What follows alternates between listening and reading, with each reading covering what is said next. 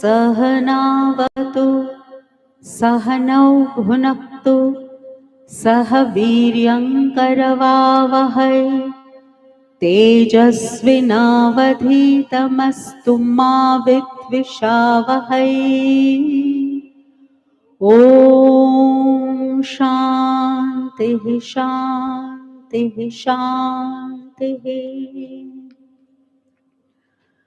परम पूज्य श्री महाराज जी कृत ब्रह्मास्त्र माला श्लोक क्रमांक 106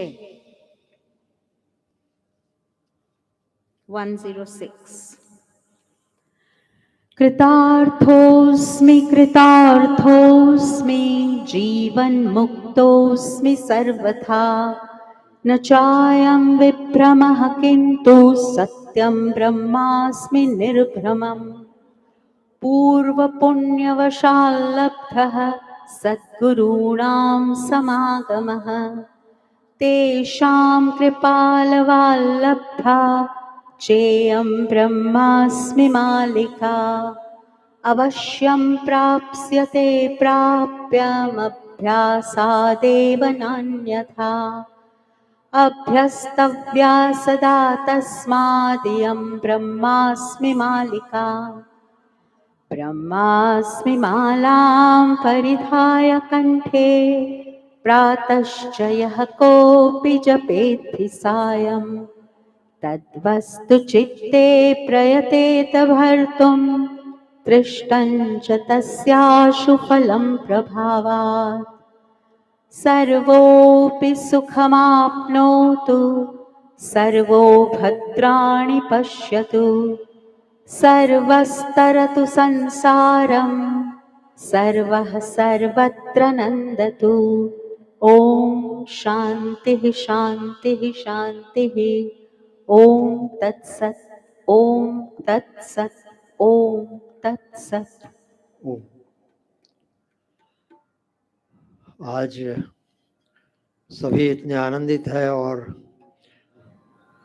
उत्सव का पूरा वातावरण महसूस हो रहा है। जब भी हम गुरुदेव के चरणों में रहते हैं, कई सालों से दर्शन प्रवचन का हमें ये अलभ्य लाभ और इस समय कुछ 29 तारीख तक ये हमें प्राप्त होने जा रहा है। ईश्वर की बड़ी अनुकंपा है। पूज्य महाराज जी को दंडवत प्रणाम करते हुए ओम ओम ओम।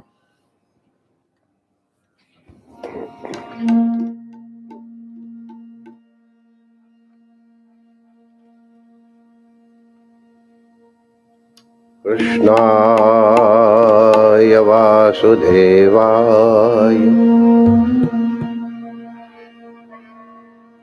हरये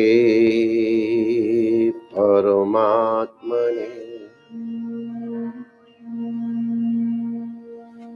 प्रणतक्लेशनाशाय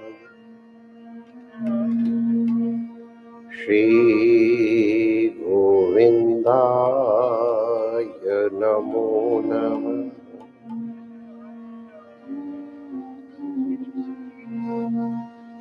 ठाकुर हमरे रमण बिहारी हमरे रमण बिहारी के रमण बिहारी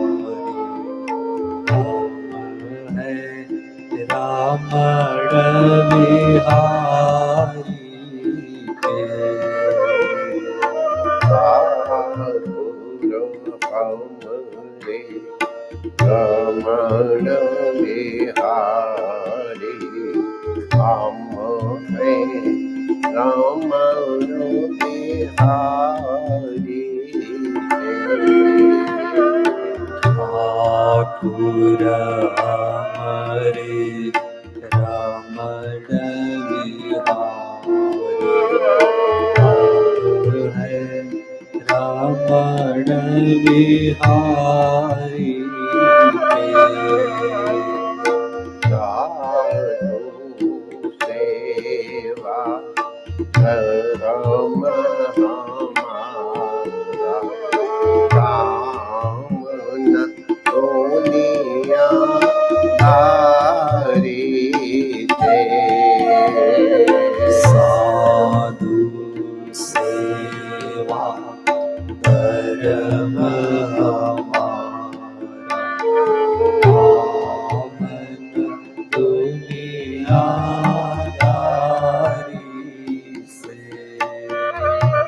साधु सेवा धर्म हमारा, काम न दुनिया धारी से। साधु सेवा धर्म हमारा, काम न दुनियादारी से। भला करो चाहे बुरा करो, हो चुके राम बिहारी के। भला करो चाहे बुरा करो, हो चुके रमण बिहारी के। कोई भला करो चाहे बुरा करो, हो चुके राम बिहारी के। कोई भला कहो चाहे बुरा कहो, हो चुके रमण बिहारी के। हो चुके रामण बिहारी के। हो चुके रमण बिहारी के। हो चुके रामण बिहारी के। हो चुके रमण बिहारी के। हम हो गए साधु प्यारे के। हम हो गए सद्गुरु प्यारे के। हम हो गए साधु प्यारे के। हम हो गए सद्गुरु प्यारे के। हम हो चुके रामण बिहारी के। हम हो चुके रमण बिहारी के। ठाकुर हमरे रमण बिहारी, हमरे रमण बिहारी के। रमण बिहारी, रमण बिहारी के। साधु सेवा धर्म काम न दुनिया दारी के। साधु सेवा धर्म हमारा, काम न दुनियादारी से। कोई भला करो चाहे बुरा करो, हो चुके रामण बिहारी के। कोई भला कहो चाहे बुरा कहो, हो चुके रमण बिहारी के। रमण बिहारी की जय।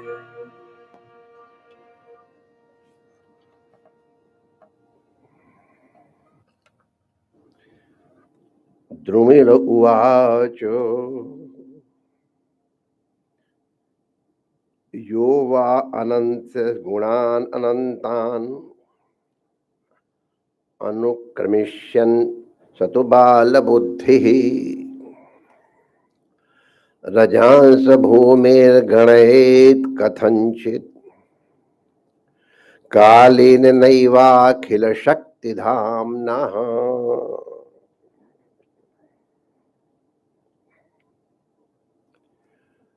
हम लोग जो ये संवाद कर रहे हैं या संवाद सुन रहे हैं,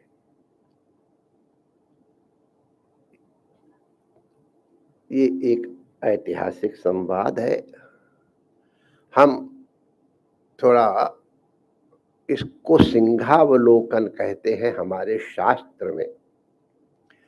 जैसे सिंह जब आगे चलता है तो आगे चलने के बाद पीछे भी एक बार देख लेता है। तो इतने सत्संग रोज सुनते हो, कितना याद रहे, भूल जाना। तो हमको मालूम है कि कितना आपको याद है। हम चाहे कितना जोर लगा रहे हो कि अरे हमने क्या दिव्य प्रवचन दिया और हम बड़ा सब शास्त्र के साथ सुनाए, कुछ मुझे मालूम है कि क्या स्थिति है। तो आप उस वातावरण में पुनः पहुंच जाए, इसलिए थोड़ा पृष्ठ पेषण कह लो या पुरानी चर्चा जिस तरह से प्रारंभ हुई उसका हम लोग स्मरण कर लें। ये जो हम लोग चर्चा कर रहे हैं, ये नव योगीश्वर संवाद की चर्चा चल ही रही है। 9 की संख्या पूर्ण है तो आनंद आ रहा है। लेकिन नव योगीश्वर संवाद अत्यंत अद्भुत है। भगवान की लीलाओं का स्मरण करने के अनंतर जब अंतःकरण भक्तिमय हो जाए, कृष्ण प्रेममय हो जाए, तो ऐसी प्रेमपुरी में, ऐसे प्रेममय हृदय में ये जो दिव्य योगीश्वरों का दिया हुआ प्रसाद है, ये बोया जा सकेगा। हमको जो पुराने शरीर से जो वृद्ध हैं, उनको पुराने गेहूं के स्वाद का पता होगा। गेहूं के बोने के लिए खेत की तैयारी करनी पड़ती है। ये थी पास्ट टेंस करें, अब तो कोई बात ही नहीं। तो जब से केमिकल खाद की कृपा हो गई है तब तो ऐसा कोई परेशान है। पहले कितनी बार खेत की जुताई करते थे।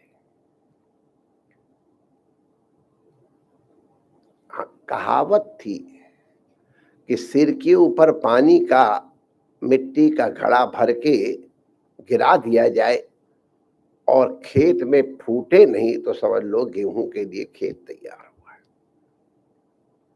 वो लग्जरी थी उस समय गेहूं। एक बार खेत की तैयारी की दृष्टि से कह रहा हूं, एक पंजाबी घर की बहू ने आटा गूंथ करके और रख दिया, तो एक कौवा ने आके चोंच मारी और आटा लेके उड़ गया। तो बहू रोने लग गई। तो सास ने सोचा ये बड़ी सलीकेदार बहू है, आटा कौवा ने नुकसान कर दिया है इसलिए रो रही है। कोई बात है बेटा, भगवान के दिया। तो और रोने लग गई। क्या बात है बेटा, क्यों रो रही हो? तो उसने कहा, माता मैं इसलिए रो रही हूं कि मेरा ब्याह किस किसान के घर में हो गया है। क्यों बेटा, पूरी जमींदारा है। ये आपके यहाँ के गेहूं को कौवा नोच करके ले गया, गेहूं के आटे को। क्या गेहूं का आटा है?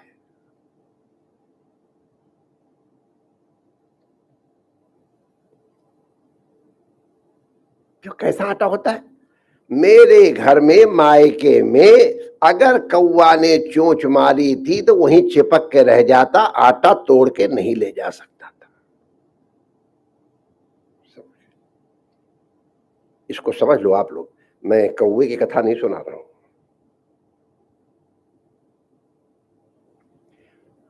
कोई हमको नोच के ले गया तो क्या हमारी ताकत है? क्या हमारा लस है? क्या हमारा रस है? हमारा रस इतना होना चाहिए कि कोई कौवा हमको नोच के न ले जाए। समझ गए? खेत की तैयारी ऐसी होती है। उसने मां को बताया। तो हमारा आशय कहने का क्या है कि जैसे गेहूं की तैयारी के लिए खेत को बार बार जोता जाता है, इस प्रसाद को धारण करने के लिए अद्भुत है नवयोगीश्वर संवाद। इसीलिए एकादश स्कंध में इस संवाद को और बड़ी प्रामाणिक रीति से प्रस्तुत किया गया है। श्री शुक उवाच गोविंद भजगुप्तायाम द्वारावत्याम कुरु द्वा आवासे नारदो भीक्षम कृष्णोपासन लालसा। इसकी हम लोगों ने खूब व्याख्या सुनी थी, बड़े प्रेम से सुनी और बड़े प्रेम से भुलाई, और फिर सुनेंगे। तो इसलिए दोहरा रहा हूं भूमिका बनाने के लिए। भगवान श्री कृष्ण के पास नारद जब वो राजा बन गए थे तो कृष्णोपासन लालसा, कृष्ण की उपासन, उपासन माने पूजा नहीं है, पूजा भी उपासना है। उपासन का मतलब है नजदीक नजदीक नजदीक, आसन माने बैठना, इसको उपासना कहते हैं। उपासना का मतलब है कि हम जो उपास्य हैं उनके कितना क्लोज अपने को अनुभव करते हैं।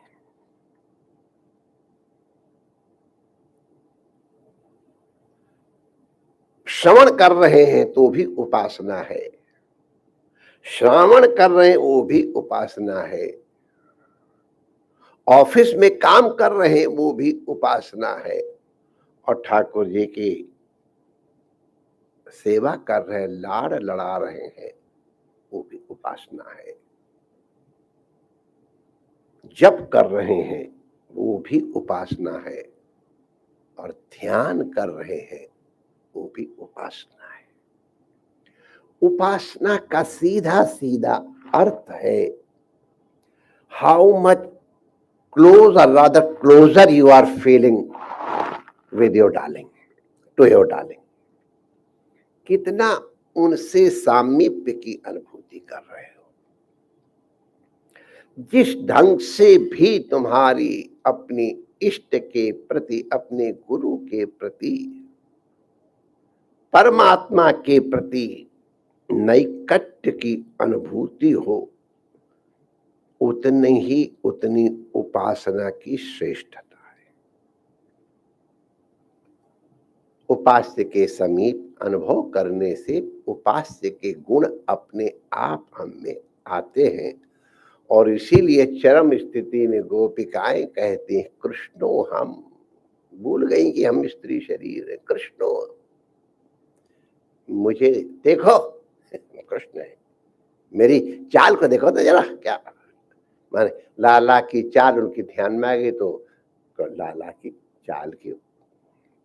तो उपासना का तात्पर्य हम लोग समझ लें, क्रिया भी उपासना है, ठीक है, हमारी उसमें कोई विरोध नहीं है, अच्छा है। लेकिन अगर ये केवल क्रिया क्रिया है, it's not with a feeling, तो वैसे तो सत्कर्म है, हमको उस तरह नहीं कहना चाहिए, लेकिन हमको लगता है ईमानदारी वाली उपासना नहीं है। जब हमसे कोई कहता महाराज हम माला फेरते हमारा मन नहीं लगता है, तो हमको यही लगता है कि एक्सरसाइज हो रही है, उपासना नहीं हो रही है।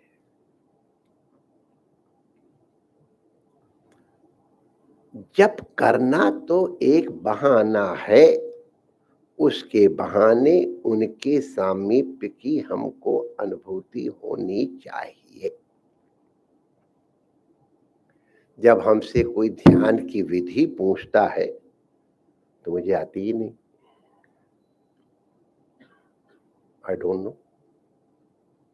कई लोग बताए ये प्रोसेस है, ये प्रोसेस, उन्होंने ये बताया, मैंने कहा नहीं मुझे मालूम है तो हम क्या करें, नहीं, आई डोंट नो। तो आप ध्यान नहीं करते? मैं ना, थोड़ा आश्चर्य करते, आप ध्यान नहीं करते ना? मुझे ध्यान करना नहीं पड़ता है, वो मेरी ध्यान में आके बैठ जाता है, समझ गए?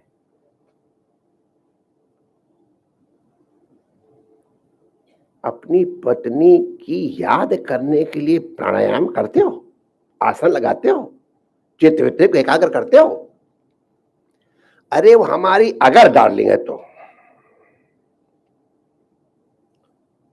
कहीं चित्तवृत्ति एकाग्र करनी नहीं पड़ती, चित्तवृत्ति अपने आप उसमें एकाग्रित हो जाती है। क्यों?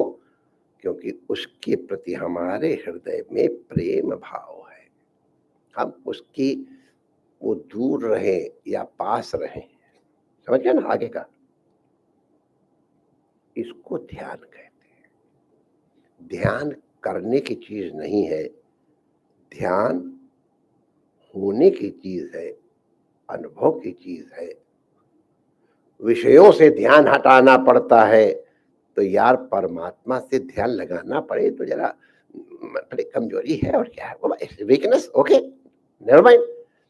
अब अगर सिर पे माथे में दर्द हो रहा है तो आई नो, डायग्नोज करो भाई, मालूम है, इलाज कर लो, ठीक हो जाओगे।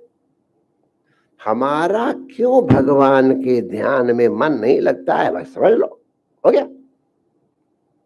जैसे ही ध्यान आ जाएगा इस कारण से ध्यान हमारा नहीं लग रहा है, डायग्नोस हो गया, उपचार हो जाएगा।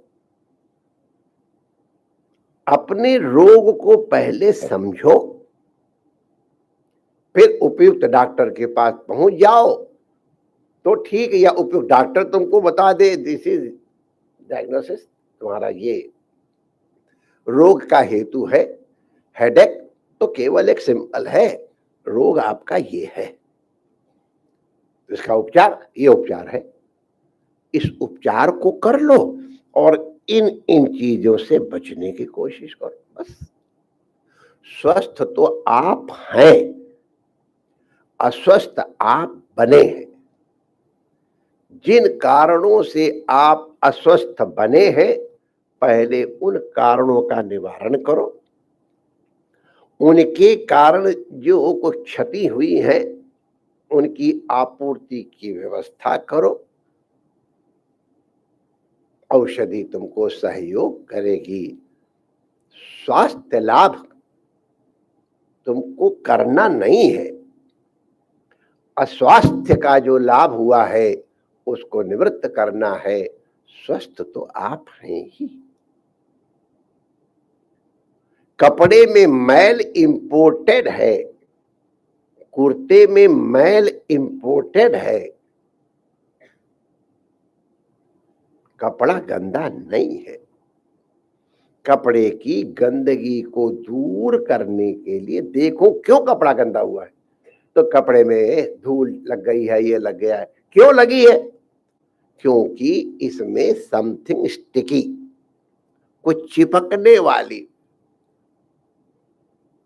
आसक्त करने वाली कोई चीज लग गई है, grease, oil, something like this. तो उस ग्रीस को तुम हटा दो, चिपकाने वाली जो चीज है उसको निवृत्त कर दो, उसके सरफेस टेंशन को निवृत्त कर दो। कैसे होगा? तो इसमें या तो कोई साबुन लगा लो।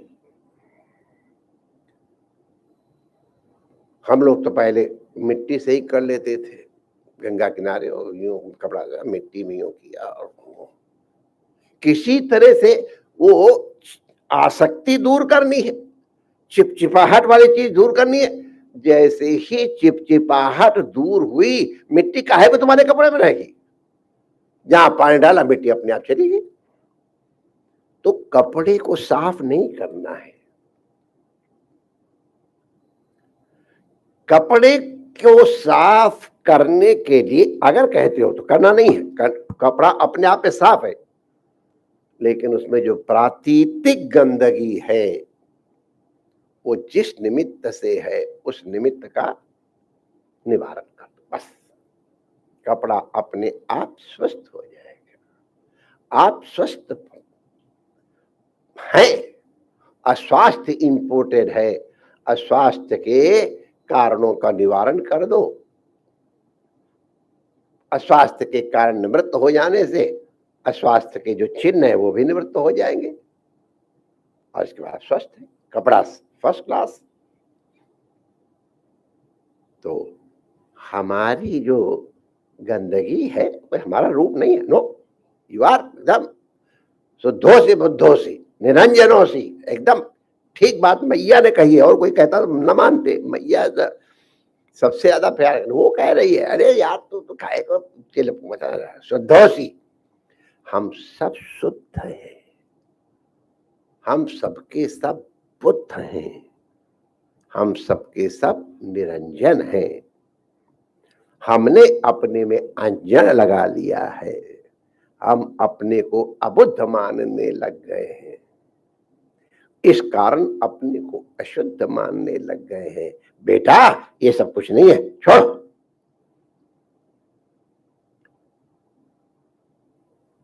शुद्धोसी, हम सबके सब शुद्ध हैं, हम सबके सब बुद्ध हैं, हम सबके सब निरंजन है, इस सब का सब इंपोर्टेड है।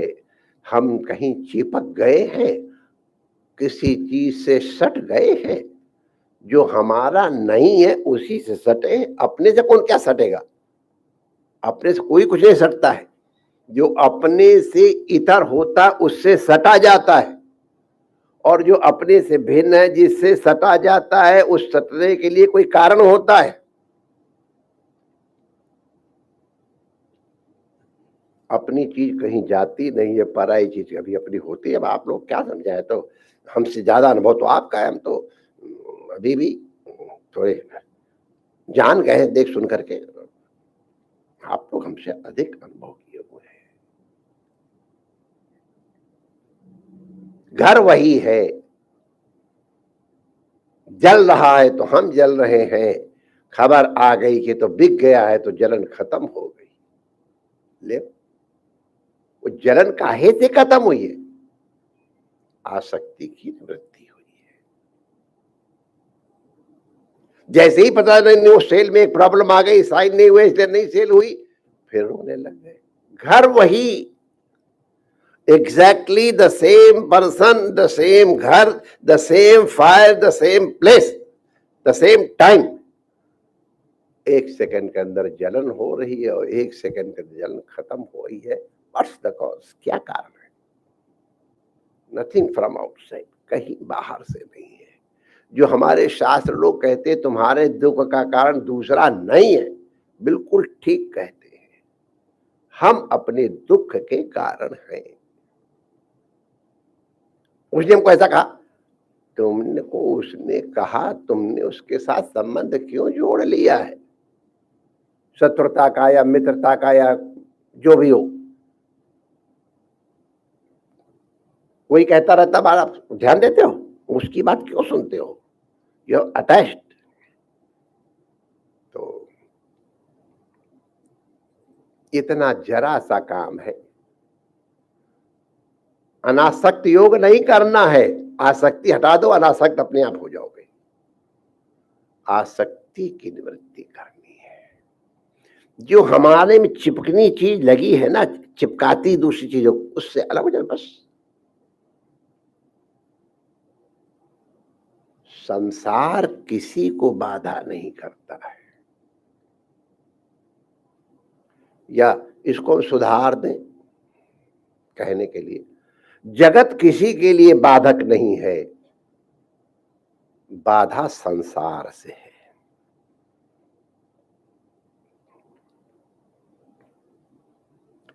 जगत परमात्मा की कृति है, किसी की हानि हो ही नहीं सकती जगत से।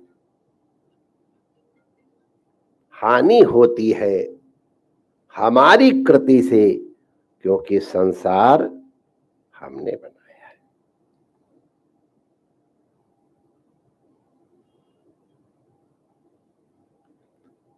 अमुक नंबर का फ्लैट हम, अरे यार वो तो छोड़ो, मजा तो तब आता है ट्रेन में हमको कभी कभी। अब तो उस क्लास में बैठने का मौका नहीं मिलता है, इसलिए नहीं। पहले 3 टायर के डिब्बे में वंस अपॉन ए टाइम जब हम बैठा करते थे, तब तमाशा देखने को मिलता था।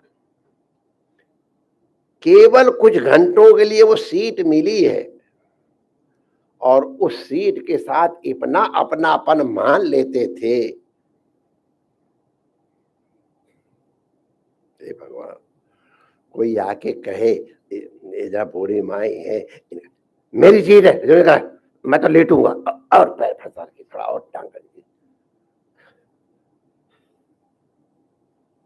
मेरी सीट। हमारे गुरु भाई स्वामी सत्यानंद जी हमारे से गई जाते, हमारे साथ गुरु भाई रहे, बहुत हंसी मजाक करने वाले थे। वो हंसते हंसते ही गए, वो बहाना हंसने का था शायद, उसी में गए। हार्ट अटैक हुआ तो उनको कहा, अरे कुछ नहीं, हमारे हार्ट अटैक कुछ नहीं। और डॉक्टर क्या स्वामी जी आके कहते, अरे भगवान महाराज अब कर क्या रहे, इनको हुआ है, अरे वो गैस हो गई। हंसते हंसते गए, बड़े हंसोड़, बड़े अच्छी बात।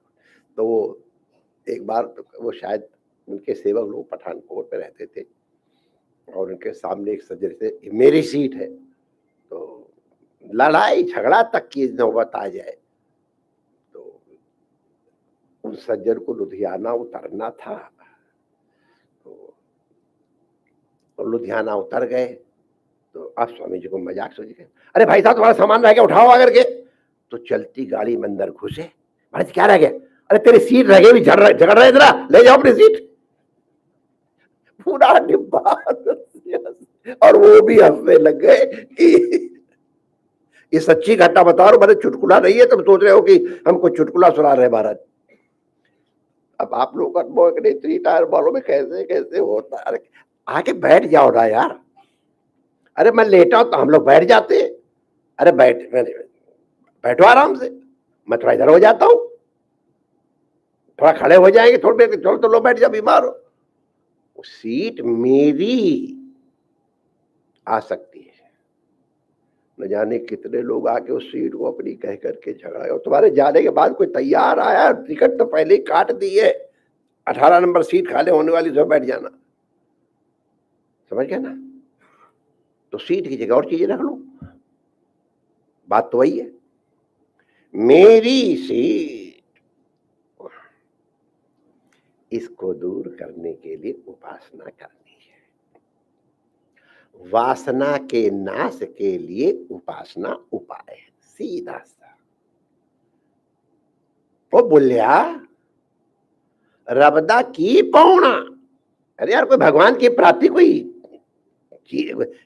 मुश्किल काम है? इथों पुट के इथे नोना, यहां से उखाड़ करके यहां लगा दो, छुट्टी हो गई। इन्ना जा काम, सीट मेरी, सीट रेलवे की, बस इतने फर्क है।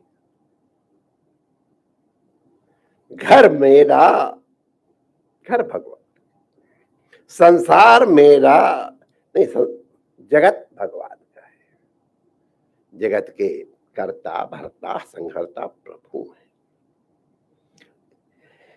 इसलिए नारद जी जैसे महापुरुष जिनको समस्त शास्त्रों का ज्ञान है, प्रत्यक्ष ज्ञान है, अंदर से प्रदीप्त है, भगवान के प्रदीप की ज्योति ब्रह्मा जी के बाद उनको प्राप्त हुई है, उन्हें क्या आवश्यकता है?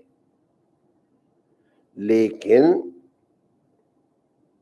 भगवान गोविंद की भुजाओं से रक्षित अयोध्या में बार बार नारद जी क्यों आते? अवासीत, अवासीत माने जब देखो तब घुसे रहे। जैसे हमारे पहले कहा था, छूट घोड़ी भूसौरे ठाए। घोड़ी को मौका मिले तो जहां उसका दाना रखा वहीं दौड़ के चली जाती है। अब भगवान के यहाँ नारद जी हर जगह घुस के चले जाए। ये भागवत में देखा, हम अपनी तरफ नहीं कह रहे। भगवान नहा रहे तो घुस गए, अपनी पत्नी के संग वहीं घुस गए, मित्र के संग चौपड़ खेल रहे वहां घुस गए, तो पत्नियां थोड़ी डिस्टर्ब होती है, क्या तुमने लगा रखा है? ये हमको मालूम है कि कैसे होता है, क्या तुम्हारे वहां जाते हैं जब देखो तब, हमारा टाइम था। तो भगवान उनको किसी बहाने भेजे, जाओ जाओ जरा पांडवों को मिल आओ, बुआ जी को मिल आओ। थोड़े देर दौड़े दौड़े गए, मिल के आ गए। हुआ, अरे मैं तो आके मिल भी आया, उन्होंने आपको जय श्री कृष्ण कहा और वो फिर आके खड़े। तो अवासी नारदो भीक्षम, बार बार आके वहीं खड़े रहे भगवान। क्यों? तो बस केवल एक बार, कृष्णोपासना लालसा, कृष्ण की उपासना की लालसा उनकी है। तो यार इतने ब्रह्मवेत्ता होने पर काहे को आते हैं? उनको क्या जरूरत पड़ी है? तो हेतु बताते हैं, कौन राजन इंद्रियवान मुकुंद चरणाम्बुजम न भजे सर्वतो मृत्यु उपास्यम अमरोत्तमई। ये काहे को रो रो भागे भागे आ जाते हैं नारद जी, क्या जरूरत है? अरे भैया राजा, सुखदेव जी कह रहे हैं, परीक्षित, अरे कौन सा ऐसा इंद्रियवान पुरुष होगा, हर जगह तो मृत्यु है, दुख है, उसको देख करके मुकुंद चरणाम्बुजम, भगवान कृष्ण के चरण कमलों की सेवा नहीं करेगा, क्योंकि सर्वतो मृत्यु, सब जगह मृत्यु ही है। उपास्यम अमरोत्तमई, बड़े बड़े देवता भी जिनकी पूजा उपासना करते हैं, ऐसे भगवान के चरण कमलों को कौन छोड़ पाएगा? अब ये तो वही बात है, जिसको पता है वो कैसे छोड़ पाएगा, नहीं पता है तो कैसे। अब जिसने दाल ढोकली कभी खाई नहीं है तो उसके मन में आसक्ति होगी? दाल ढोकली जिसने एक बार खा ली तो उसको फिर याद आएगी, तो एक बार कृष्ण ने चरण मुझे कर लिया तो फिर। तो ये ऐसी स्थिति में तमेक धातु देवर्षि वासुदेवो ग्रहागतम अर्चितम सुखमासीनम अभिद्यम एतद अब्रवीत। ऐसे नारद जी को भगवान ने सोचा चलो कुछ देर इनको किसी काम में लगाऊं, तो भगवान ने उनको कहा जाओ मेरे पिताजी को जरा समझाया हो। ये जरा ध्यान देने की बात है। कौन कितना बड़ा महापुरुष बोल रहा है वो इंपॉर्टेंट है ही नहीं, आपकी कितनी श्रद्धा है उस महापुरुष के चरणों में, उसका फल मिलेगा। जिसको श्रद्धा नहीं वो कुछ कुछ देखेगा, कुछ कुछ देखेगा, कुछ कुछ सुनेगा, सब ठीक है। जिस श्रद्धावान लभते ज्ञानम तत्परा, तत्परा माने संयतेन्द्रिया, जो कहा वो ये है। भगवान वसुदेव जी को उपदेश दे चुके हैं। कहाँ दिए जरा बताओ तो, जरा देखिए आप लोग कुछ इम्तिहान ले लें। भगवान ने वसुदेव जी को, पिताजी को कहाँ उपदेश दिया है? 25-25, 30-30 साल पुराने श्रोता लोग कृपया बतावें, एक्सपीरियंस लोग हैं। 0 नंबर।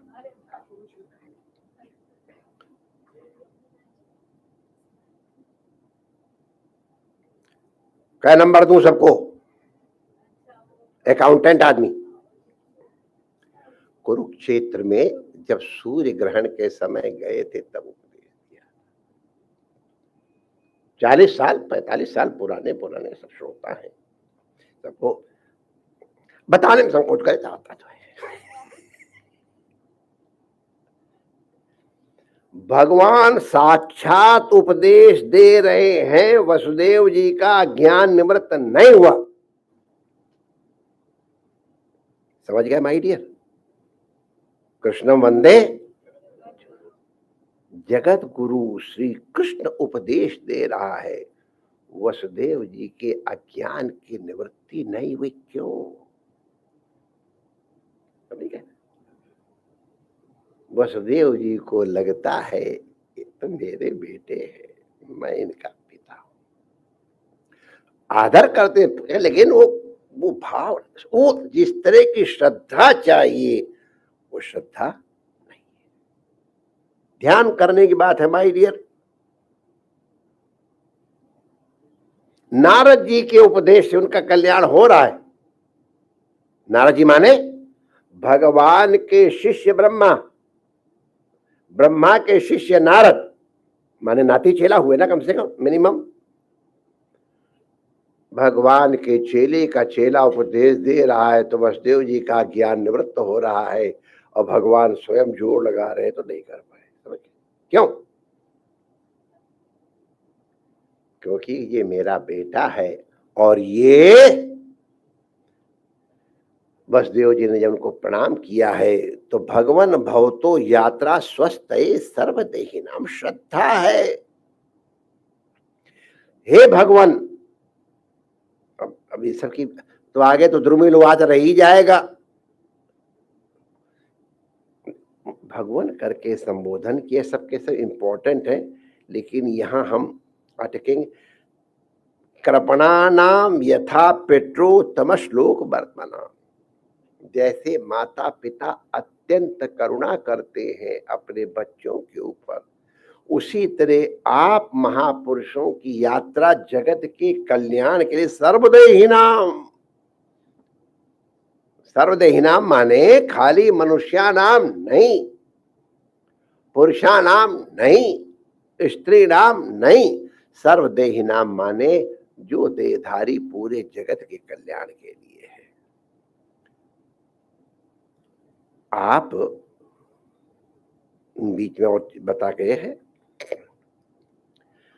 ब्रह्म तो ब्रह्मण तथापि पृच्छामो धर्मान भागवतांस्तवा यान छुत्वा श्रद्धया मर्त्यो मुच्यते सर्वतो भया। भगवान, आपके आने से हम कृतार्थ हो गए हैं, हमको किसी भी प्रकार के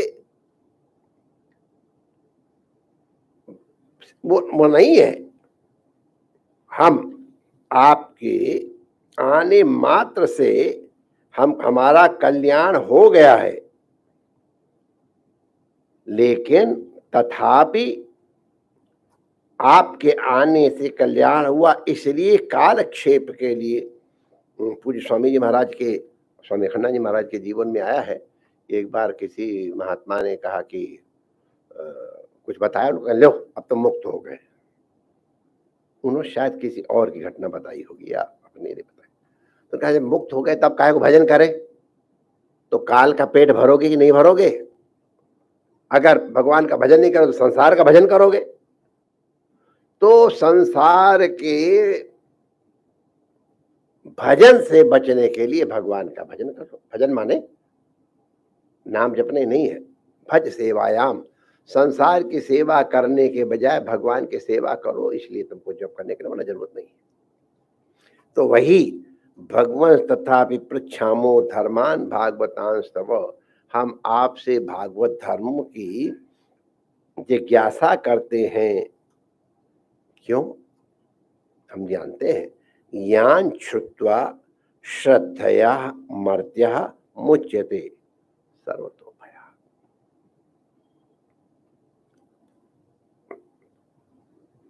40 साल पुराने श्रोताओं के लिए थोड़ा प्रेरणा दे रहे हैं, 25 साल वाले भी, उससे कम वाले भी। जिनके श्रवण करने मात्र से जीव सब भय से दूर हो जाता है। हम तो 40 साल से सुन रहे हैं, तो एक विशेषण लिखा है, श्रद्धया, यान श्रुत्वा श्रद्धया, श्रद्धा पूर्वक श्रवण करने मात्र से सब प्रकार के भय से निवृत्ति होती है। तो अब जब इस तरह की चर्चा चली, तब हम यहाँ आने के लिए जरा हनुमान जी वाली गति से, नारद जी ने उन्होंने कहा ये पुराने लोगों की विशेषता थी। कभी भी कोई बात होगी, ये हमारा ये नया विचार कभी नहीं, हमको ये बड़ों से प्रसाद मिला है, तो हमारा अभिमान खत्म। I am telling something new, know what new है, तो वही हमने अपने गुरुजनों से ये प्रसाद प्राप्त किया है, उस प्रसाद को मैं बांट रहा हूं। प्रसाद तो उनका है, बांटने वाला मुझे उन्होंने कृपा करके बनाया है। तो इस दृष्टि से नारद जी इतने बड़े विद्वान, कितने बड़े विद्वान उपनिषद में देख लेना, ये लिस्ट दी हुई है। वो कह रहे हैं, भैया वसुदेव जी, हम आपको ये जो आप प्रश्न पूछ रहे हैं ना, इसके उत्तर देने के लिए एक इतिहास सुनाता हूं। एक बार भगवान राम की ससुराल के पूर्व राजा ने, उन्होंने बहुत बड़ा यज्ञ किया, उसमें नव योगीश्वर पधारे। उन नव योगीश्वरों को देख करके राजा ने उनसे जिज्ञासा की। अच्छा, नव योगीश्वर तो आपको मालूम कौन है, कहां से आए? भागवत के श्रोताओं से हम अपेक्षा करते हैं, ऋषभदेव भगवान के जो पुत्र हुए हैं, उनमें कोई बहुत बड़ा राजा हुआ, कोई बहुत बड़ा तपस्वी हुआ, और ये 9 पुत्र उनके योगीश्वर हुए। योगी नहीं, योगीश्वर। उन 9 योगीश्वरों से जब प्रश्न किया है जनक ने, तो वो प्रश्न एक साधक के प्रश्न है और वो महापुरुष के उत्तर है। महापुरुष माने अनुभूति संपन्न महापुरुष। हम लोगों की जो जो जिज्ञासाएं होती हैं, उन जिज्ञासाओं को मुखर किया है पूज्य सुखदेव भगवान ने राजा जनक के माध्यम से, और उनका जो समाधान होता है वो प्रदान किया है नव योगीश्वरों के माध्यम से। तो हम लोगों ने इतनी जिज्ञासाओं का समाधान सुन लिया है, तो जो भगवान श्री हरि की पूजा करता है, यजत ईश्वरम आत्मानम अचिरान मुच्यते ही सा, जो इस प्रकार जिनका वर्णन है, भगवान की उपासना करता है, अचिरम माने बहुत जल्दी, एक्चुअली पूछो अचिरम तो मैं कहना पड़ता है, मुक्त होने के लिए टाइम नहीं चाहिए। राजा जनक की कहा गया कि मैं घोड़े के लगाम, एक लगाम पे पैर रख लेता हूँ, दूसरे लगाम को लगते हुए जितनी देरी लगे उतनी देर में ज्ञान हो जाएगा, हो जाएगा। उतनी देरी नहीं लगती है। मैं कहता हूं बंधन में देरी लगती है, मुक्ति में कितनी देरी लगती है, त्यागने में कितनी देरी लगती है। तो तत्काल मुक्ति हो जाती है। अगर पता चल जाए इस खीर में जहर मिला है तो खीर खाने की इच्छा नहीं होती, मुक्त हो जाते हैं उससे।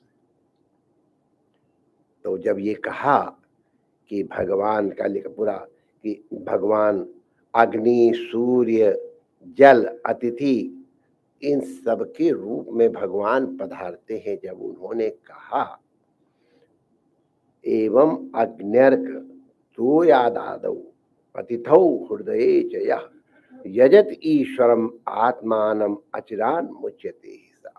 भगवान के इन इन रूपों की जो उपासना करता हो बहुत जल्दी मुक्त होता है। तब राजा ने पूछा कि आपने ये जो कहा है, हर रूप में तो भगवान के इतने अवतार है, क्या जरूरत थी? तो कितने अवतार हुए और उनका रीजन क्या है?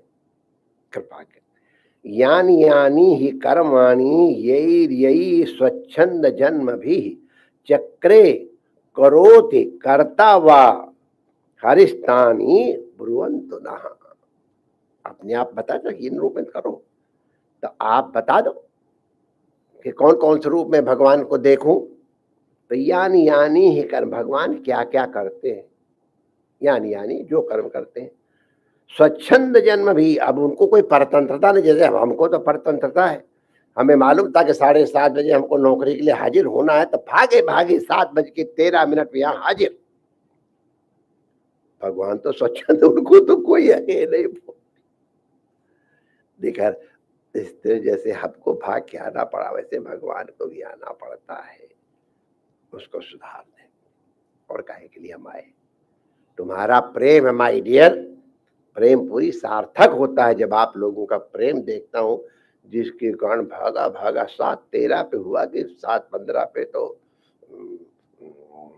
अब आ जाएंगे, खड़े हो जाएंगे बाहर, और इसके बाद चलिए महाराज जी आपका टाइम हो गया। तो स्वच्छंद होने पर भी बने भगवान की तरह। तो चक्रे, भगवान ने कौन कौन से चक्रे माने? पहले कर्म किए, करोति इस समय कर रहे हैं, और कर्तावा जिसको करने वाले हैं। तानि ब्रुवंतु नः, वो कृपा करके हमको बताओ, भगवान के अवतार की बात करो। तब यहां से नाटक शुरू हो रहा है।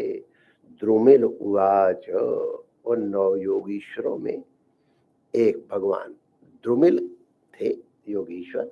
वो कहते हैं यो वा अनंत गुणान अनंता नानुक्रमिष्यन् सतु बाल बुद्धि रजांस भूमेर गणयेत कथंचित कालेन नैवाखिल शक्ति धामना। ये शक्ति धामना और किसने कहा था याद करो, बहुत प्रसिद्ध स्तुति है, नहीं याद तो घबराना मत, बहुतों को नहीं आती।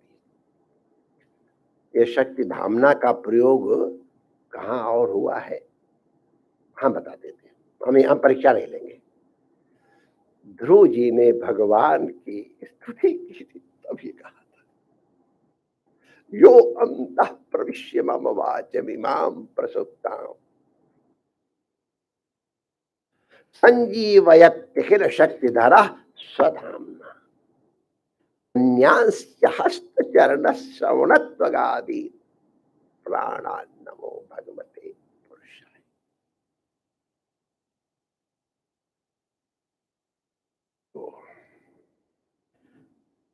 नटशेल में ये कहना चाहते हैं कि भगवान के अवतारों की गिनती नहीं हो सकती है।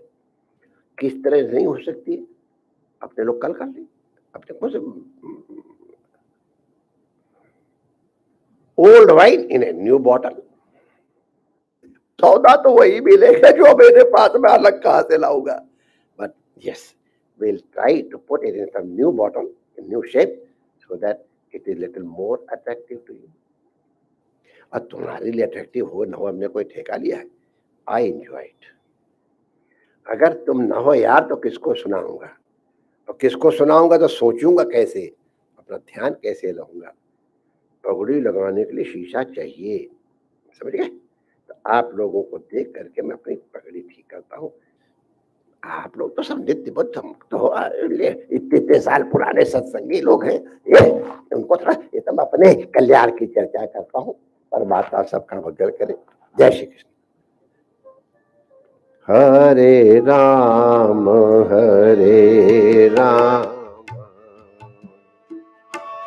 राम राम हरे हरे, हरे कृष्ण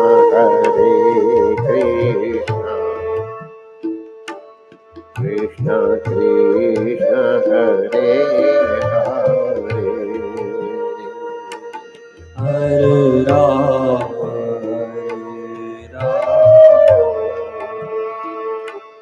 राम राम हरे हरे,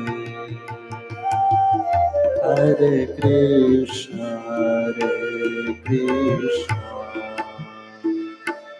कृष्ण कृष्ण हरे हरे, हरे राम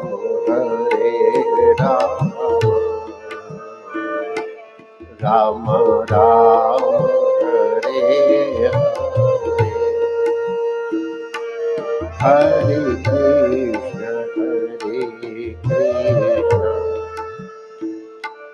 कृष्ण कृष्ण हरे हरे,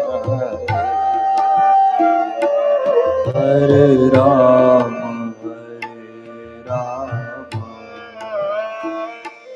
राम राम हरे हरे, हरे कृष्ण